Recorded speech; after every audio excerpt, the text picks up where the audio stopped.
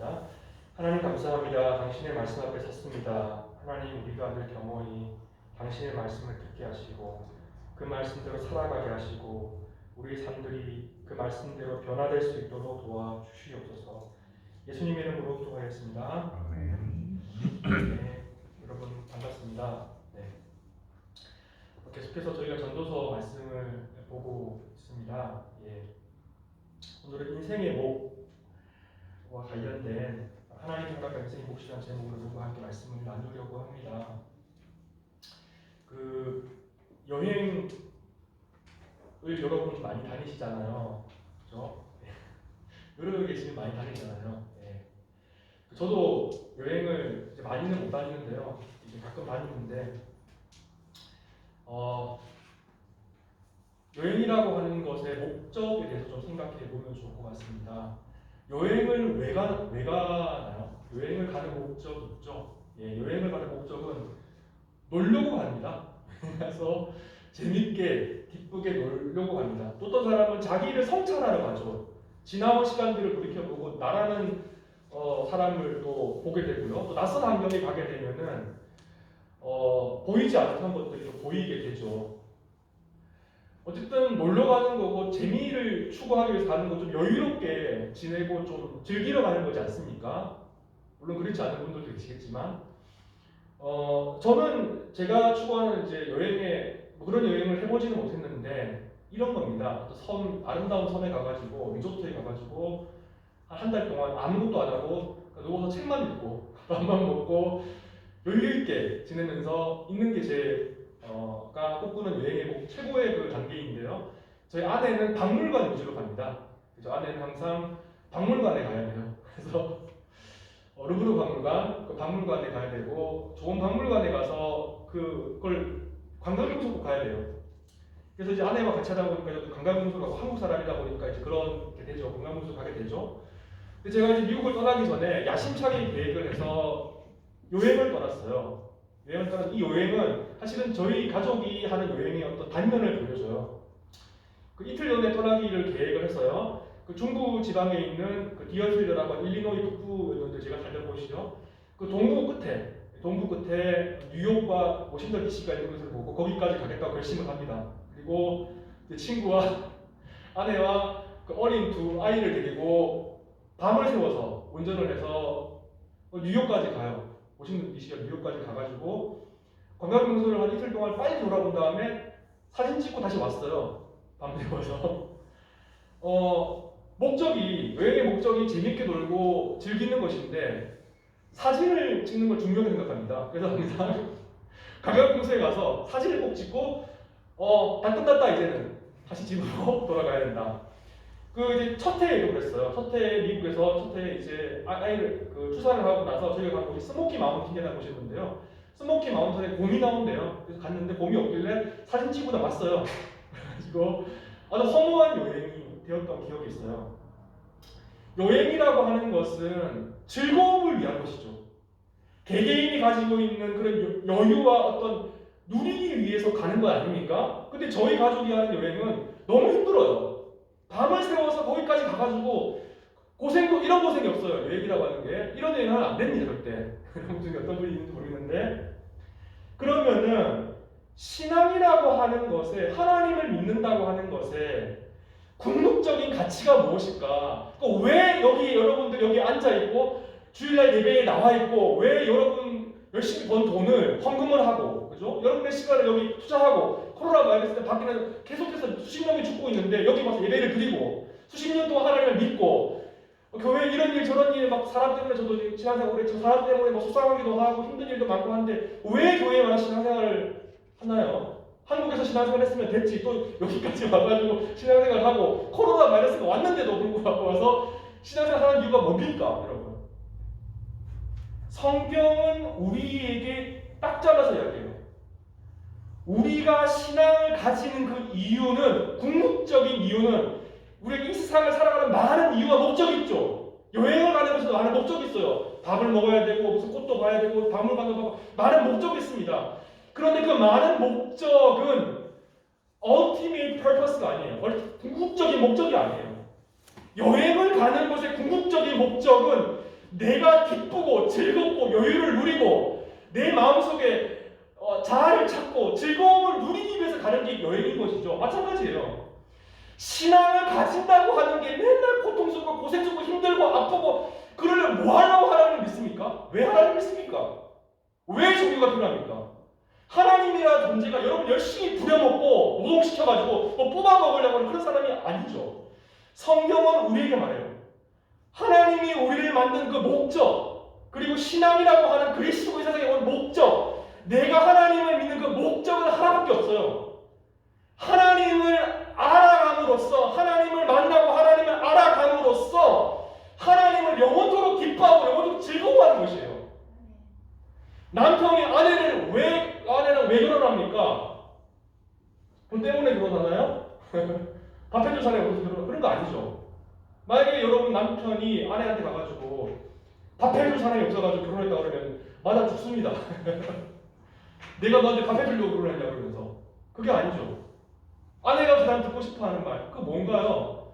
내가 정말로 당신을 사랑한다. 사랑하기 때문에 내가 밥할게. 그러면은 정확했지만 너가 많이 밥했으니까 내가 밥할게. 그러면 이게 미쳤다 그러는 말 나오겠지 않겠습니까? 마찬가지죠. 내가 어쩔 수 없어서 지옥 갈 수밖에 없으니까 그래서 내가 하나님 믿습니다. 내가 애써 안 믿으면은 내가 망할 것 같으니까 그렇게 교회를 나옵니다 하면 하나님이 좋다고 하시지 않겠습니까? 하지 않겠죠. 하지 않겠죠. 오늘 저는 이 말씀을 통해서 하나님을 기뻐하는 것은 최상의 목적이다. 다른 말로 하나님을 기뻐하는 것을 그리스도인의 최상의 목적으로 추구해야 한다라고 하는 것을 여러분과 나누려고 해요. 이 본문 말씀은 왜 이 즐거움, 하나님이 인간에게 주시는 이 즐거움이 가장 궁극적인 목적이 되어야 하는지에 대한 이유를 설명해줘요. 왜 인간이라고 하는 존재가 하나님을 기뻐하는 것만이 궁극의 목적인지에 대해서 말했다는 것이에요. 제가 한 학생과 지지난주에 줌을 하면서 이 친구와 한번 이야기하면서 그런 걸 느꼈어요. 이 친구는 성소수자 운동을 오랫동안 한 친구예요. 생태신학이라고 하는 생태의 문제를 가지고 10년 넘게 연구한 사람이에요. 석사까지 했고요. 공부 많이 한 친구 중 한국에서 가장 활발하게 그 자연 보호 운동을 하는 친구예요. 그래서 이 친구가 목사가 되려고 하는데 그 목회 공부 프로그램을 하면서 정말로 열심히 살아가요. 정말로 열심히. 자기가 월급 받으면요, 자기가 살 월세 내고 식료품집에 사다 놓고 나머지는 전부 그 기부해요. 다. 재산이 하나도 없어요. 아무것도 없는 친구예요. 그리고 그 버림받은 사람들 데리고 그 갈 데 없는 사람들 데리고 교회를 해요, 친구가. 그래서 그 공동체에서 우리 중에서 목사할 사람 없으니까 네가 목사하라고 그래서 목사를 가가지고 목사하고 다시 거기 가가지고 그 사회 정말 가난하고 버림받은 사람들을 위해서 그렇게 목회를 하려고 생각하는 친구인데요. 근데 이 친구와 이야기하면서 저는 그런 걸 깨달았어요. 이 친구가 목사가 되려고 하는 목적이 있어요. 목적이 뭐냐면 사람을 돌보려고 해요. 그것은 좋은 것입니다. 우리가 가지지 못한 것이죠. 근데 거기에 문제가 있어요. 사람을 돕는 행위는 아무나 할 수 있어요. 아무나. 석가를 믿는다라고 해도 할 수 있습니다. 근데 그 친구에게는 그게 인생의 궁극의 목적이에요. 그런데 성경은 말하죠. 내 몸을 불쌍하게 해서 내어줄지라도 사랑이 없으면 그것은 아무것도 아니라고 이야기를 합니다. 그러한 다양한 삶의 목적이 잘못되었다거나 추구하지 말라는 말이 아니에요. 그러한 것들이 인생 궁극적인 목적이 아니라고 코헬렛은 우리에게 말하고 있다고 하는 것이죠. 그러면 왜 인생에서 즐거움만이 인생의 궁극의 목적이 되어야 하느냐? 첫 번째는 1절에 하나님의 손안에 우리의 인생이 있기 때문입니다. 9장 1절에 뭐라고 말하냐면 이 모든 것을 내가 마음에 두고 이 모든 것을 살펴보는 즉 의인들이나 지혜자들이나 그들의 행위나 모두 다 하나님의 손안에 있으니 사랑을 바르는지 미움을 바르는지 사람이 알지 못하는 것은 모두 그들의 미래의 일등이니라. 이 9장부터 사실은 이 12장 거의 끝까지는 이 전도서의 파트 2를 의미하는데 여기 중요한 단어가 있어요. 찾지 못한다. 알지 못한다라고 생각할 수도 있겠는데 찾지 못한다, 알지 못한다. 이것은 뭘 말하냐면 이 9장부터 10장, 11장 끝까지 주제는 뭐냐면 코엘렛이 이렇게 말해요. 야, 너는 너의 미래라고 하는 것을 알 수 없어. 예측할 수 없어. 왜냐하면 하나님이 예측할 수 없게 만들었기 때문에 그래. 지금까지 했던 설교 내용이 그런 거 좀 있었죠, 계속해서. 우리가 다루지는 8장에는 뭐를 말하냐면요. 너가 지혜로운 사람이라고 하더라도 예측할 수 없고 막을 수 없어. 그것을 이야기해요. 그래서 우리가 읽진 않았지만 8장 16절과 17절에 이렇게 말합니다. 내가 마음을 다하여 지혜를 알고자 하며 세상에서 행하여지는 일을 보았는데 밤낮으로 자지 못하는 자도 있도다. 내가 하나님의 모든 행사를 살펴보니 해 아래에서 행해지는 일을 사람이 능히 알아낼 수도 없다. 사람이 아무리 애써 알아보려고 할지라도 능히 알지 못하나니 알지 못한다가 계속 나오죠. 알아낼 수 없다. 알아보려고 할지라도 알지 못한다. 비록 지혜자가 아노라 할지라도 능히 알아내지 못하는. 그래서 알아내지 못한다고 하는 게 강조돼서 찾을 수 없다. 뭘 찾을 수 없냐라고 하는 거냐면 미래라고 하는 어떤 시점에 일어난 일을 알 수 없다라고 하는 것입니다. 마찬가지로 9장 1절에서 똑같은 이야기예요. 인생이라고 하는 것은 너가 지혜로운 자이건 지혜로운 자가 아니든 간에 너의 인생은 하나님의 손 안에 있는 거라고 해요. 하나님이 꽉 질 수도 있고 풀어줄 수도 있어. 하나님이 너를 사랑할 수도 있고 미워할 수도 있어. 그것을 알 수 없어. 그래서 인생이라고 하는 게 해변이고 헛된 거라. 그 이야기를 하고 있어요. 이 1절의 첫 구절은 키라고 하는 단어를 이야기해요. 왜냐하면. 그러니까 왜냐하면 그렇기 때문에 내가 세상에 있는 모든 것을 찾아보니까 다 사람이 그 미래의 일을 알지 예측하지 못하기 때문에 그러므로 지금 여기서 즐거워하라고 코엘렛은 이야기합니다. 두 번째, 그럼 왜 우리가 즐거워했냐? 2절에서 3절에 나오는데요. 죽음이라는 운명이 다가오기 때문에 기뻐해야 돼요. 죽음이라고 하는 운명. 죽음이 모든 사람에게 다가오기 때문에 기뻐하는 거예요. 이건 뭐냐면 거대한 공장에서요. 만약에 공장에서 재료를 놓고 재료가 지나가면서 이제 프로세스를 해서 이제 박싱 해가지고 쭉 가가지고 마지막에 패키징 해가지고 랩 처리해가지고 탁 떨어지잖아요. 그 생산 공장 벨트 라인을 생각하면 돼요. 야, 인간이라고 하는 존재가 그런 거야. 너가 태어났다고 하는 것은 이미 지금 프로세스 중에 있어. 과정 속에 놓여져 있는 거야. 그 끝에는 뭐가 있는 죽음이야. 우리는 죽음과 함께 살지 않죠. 500년, 600년, 700년에 의료기술이 발달하다고 병원이 잘 없을 때는 옆집에 사람이 죽으면 그 집에서 죽었어요. 우리 제 할아버지, 할머니가 이제 나이가 많으신데 할아버지는 이제 돌아가셨습니다. 할아버지는 어디서 죽으셨냐면 병원에서 돌아가셨어요. 작은아버지가 돌아가셨는데 병원에서 돌아가셨어요. 병원이라고 하는 곳, 장례가 거행되는 곳은 우리 집이 아니에요. 물론 집에 사는 사람 있겠습니다. 지금도. 그것은 뭐로 얘기하냐면 우리의 삶 속에 삶과 죽음이라는 공간이 분리되어 있어요. 삶과 죽음이라는 공간이 분리되어 있기 때문에 죽음은 우리의 것이 아니라고 생각해요. 나하고 죽음은 상관이 없다고 이야기해요. 물론 그렇게 생각하는 사람이 많지는 않겠습니다만은 코엘렛이 바라보는 관점이 그거라는 거예요. 야, 너가 세상에 살아간다고 하는 것은 마지막에 죽음이라고 하는 것이 이미 내정되어 있고 정해진 것이야. 너무 자신만만하게 살아가지 마라고 하는 것이에요. 자세하게 살펴보면은 2절 이렇게 말해요. 모든 사람들에게 임하는 그 모든 것이 일반이라 의인과 악인, 선한 자와 깨끗한 자와 깨끗하지 아니한 자, 제사를 드리는 자와 제사를 드리지 아니하는 자에게 일어나는 일들이 모두 일반. 이 일반이라는 단어, 선인과 죄인, 맹세하는 자와 맹세하기를 무서워하는 자가 일반이로다. 모든 사람이 결국은 일반이라. 이것은 해 아래에서 행해지는 모든 일 중에 악한 것이니 곧 인생의 마음에는 악이 가득하여 그들의 생생에 미친 마음을 품고 있다가 후에는 죽은 자들에게로 돌아가는 것이다. 죽은 자들에게로 돌아가는 것.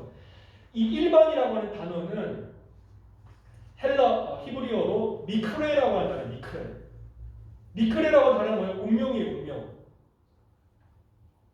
운명이라고 하는데 결국에는 동일한 운명으로 끝난다.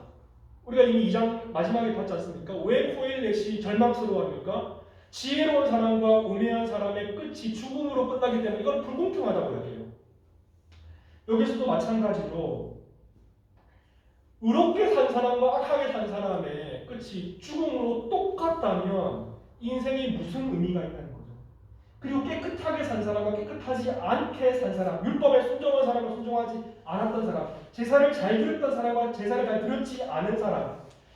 그래서 이 모든 것들을 이 똑같은 운명, 그 다음에 맹세하는 자가 맹세하기를 거부하는 이 모든 것이 똑같은 운명으로 끝난다. 그것이 해 아래에서 똑같은 운명으로 끝난다. 그것이 코엘렛의 눈에서 보기에는 악한 것이라고. 악한 것. 이미 말씀을 드렸죠? 선한 사람에게는 선한 미래가 보장이 되어야 되고 악한 사람에게는 악한 사람의 미래가 보장되는데 똑같은 운명으로 끝나는 것이 코엘렛의 눈에 볼 때는 악이고 부족이고 불합리한 것이라는 거예요. 여기서 미크레라고 하는 단어를 좀 생각해 보면 좋을 것 같아요. 이 미크레라고 하는 단어는 한번 설명을 드린 적이 있는 것 같은데 이 운명인데 성경에서 아주 좋은 예화가 있어요. 룻이 자기의 배필이 될 보아스를 만나는 과정에 미크레라고 하는 단어가 등장해요. 흉년이 나서 고통스러운 나라를 보내던 나오미가 남편과 두 아들을 잃고 며느리와 함께 쓸쓸하게 고향으로 돌아와요.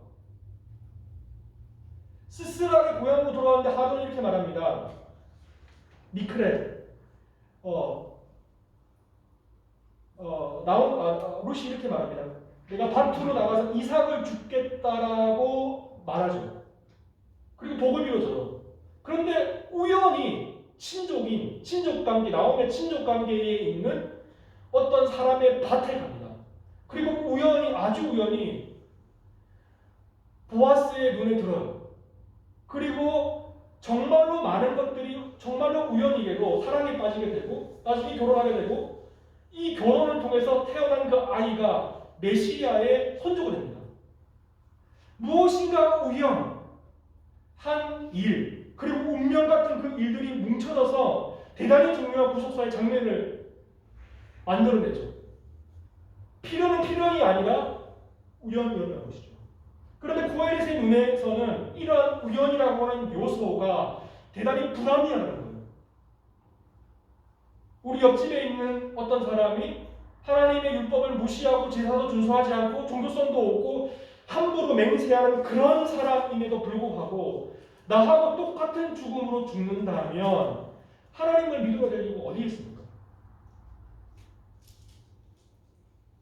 그 다음에 여기 이 본문에 나오는 인생의 마음에는 악이 있다. 그리고 미친 마음, 이 미친 마음은 광증이라는 단어로 풀이할 수 있어요. 광증, 미친 마음. 사악함과 광증. 코엘렛은 무엇을 또 지적하냐면 인생의 마음에는 광증이 있다고 이야기해요. 미친 마음.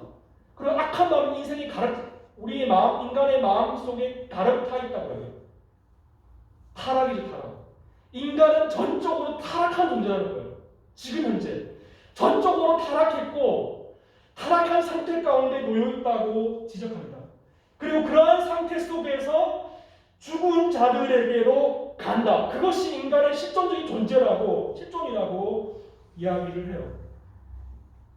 그래서 정리하자면 9장 1절에서 10절에서 9장 1절부터 10절까지는 즐거워하라고 명령하는데 왜 즐거워야 되냐? 두 번째는 죽음이라는 운명이 다가오기 때문에 광증과 악으로 가득 찬 마음으로 살아가고 있기 때문에 즐거워해야 된다는 것이에요.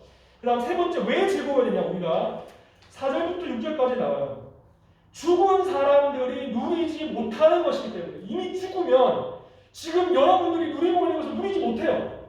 그렇기 때문에 지금 현재를 즐기고 누려라는 거예요.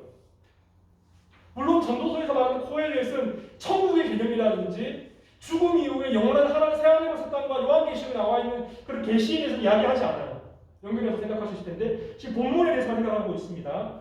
4절에서 6절까지는 죽은 자들이 누리지 못하는 것이 있다라고 이야기를 해요. 그러면서 삶의 가치에 대해서 이야기를 합니다.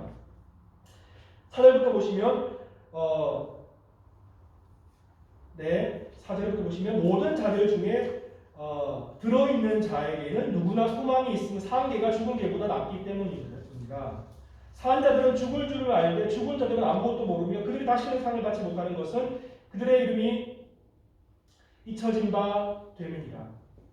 그들의 사랑과 미움과 시기도 없어진 지 오래이니 해 아래에서 행하는 모든 일 중에서 그들에게 돌아갈 몫은 영원이다. 여러분, 이 몫이라고 하는 단어가 중요하다고 말씀드렸었는데 할렉이라고 하는 단어인데 몫, 여러분에게 떨어지는 몫이에요. 인생에서 여러분만 가질 수 있는 하나님이 주신 몫, 삶의 몫. 근데 그 몫에 대해서 이야기하고 있는데, 그래서 세 번째, 어쨌든 이 즐거움이라고 하는 것이 왜 지금 중요하고 누려야 되냐면 죽은 사람들이 누리지 못하는 것이기 때문이라는 거예요.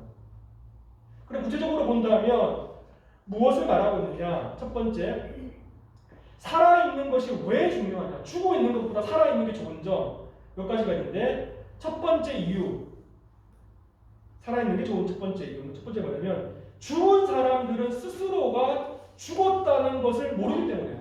뭐냐면은 죽음이라고 하는 것은 완전한 무지와 망각의 세계로 들어가는 것이라는 거예요. 물론 다시 한번 강조하자면 코엘렛은 요한계시록이라든지 신약 성경에 대한 지식이 없는 거죠. 이 신약 성경은 더 고대에서 지금 이 책을 쓴 거예요. 그러니까 포인트가 좀 다른 거죠. 어쨌든 죽음이라고 하는 것은 무지 속에 있는 것이기 때문에 그렇다. 그래서 살아있는 것이 좋은 것이다. 두 번째는 뭐냐면, 정리해보자면 죽은 자들에게는 어떠한 보상도 없다.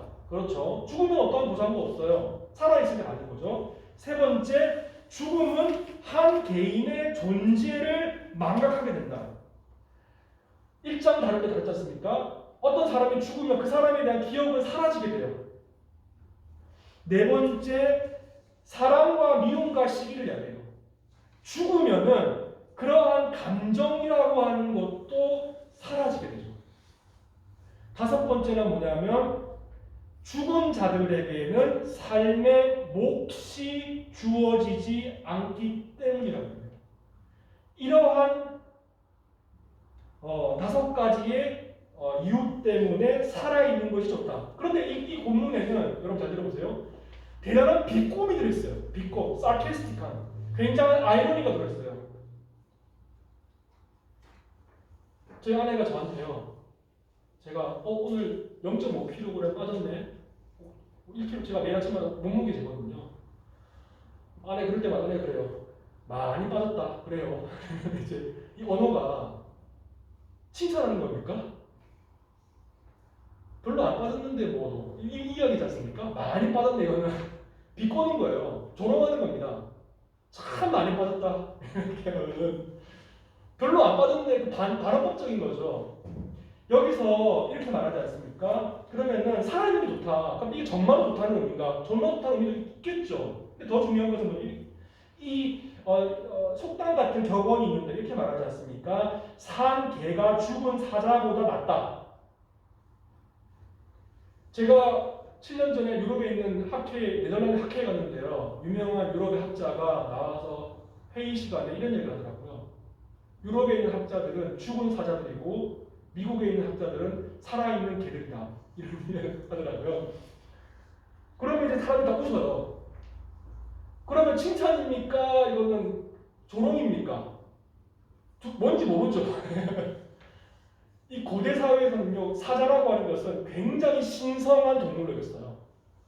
왕과 사자, 여러분 브리티시 뮤지엄이나 이렇게 유명한 뮤지엄 가보면 벽에 그 아카디언으로 되어 있는 그 왕이 다른 군사들과 함께 사자에게 창을 던지는 그런 벽화가 있는 걸 볼 수 있는데, 고대 사회에서는 이 사자라고 하는 것은 굉장히 신성한 동물이에요.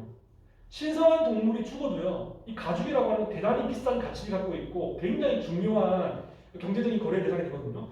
그에 비해서 개라고 하는 것은 좀 약간 더러워요. 더러운 동물로 여겨졌어요. 고대 사회에는. 불결한 동물로 여겨졌어요.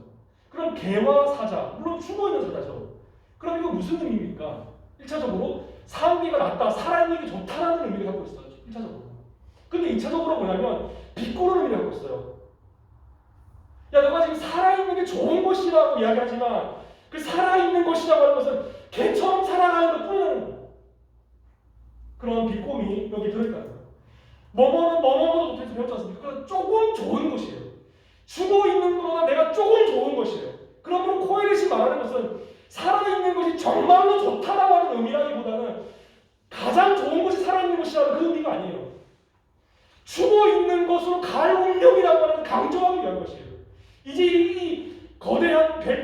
컨베이어 벨트가 끝날 때 너는 죽음으로 종결되게 될 것이라고 하는 것을 비유적으로 이야기하고 있다는 그런 이중적인 의미를 갖고 있다고 하는 것입니다. 그럼 10절부터 11절까지 마지막 그러면은 왜 우리가 기뻐해야만 하느냐? 그 이유는 하나님이 허용한 삶의 몫이기 때문이에요. 여러분 각자의 한 사람 한 사람에게 하나님이 허용하지 않은 사람도 있겠죠. 허용한 사람도 있겠고 그 삶의 몫으로서 즐거움이 주어졌기 때문에 그것을 즐기고 기뻐하라는 겁니다. 그러면 7절부터 읽어본다면 이 7절부터 10절까지 중요한 단어들이 많이 있는데 그 중에 또 하나가 해 아래에서라는 단어가 반복돼요. 보시면 너는 가서 기쁨으로 내 음식물을 먹고 즐거운 마음으로 내 포도주를 마실지어다. 이는 하나님이 내가 하는 일들을 벌써 기쁘게 받으셨음이니라. 내 우복을 항상 희게 하여 내 머리에 향기름을 그치지 아니하도록 할지니라. 내 헛된 평생의 모든 날 하나님이 해 아래에서 내게 주신 모든 날에 내가 사랑하는 자매와 함께 즐겁게 살지어다. 그것이 내가 평생의 아래에서 수고하고 얻은 내 몫이니라.